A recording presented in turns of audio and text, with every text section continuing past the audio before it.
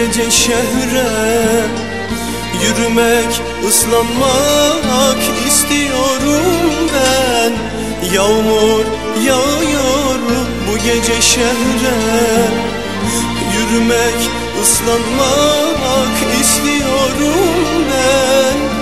Işığın sönmüş, perden çekilmiş, göğsümde ağlamak istiyorum ben.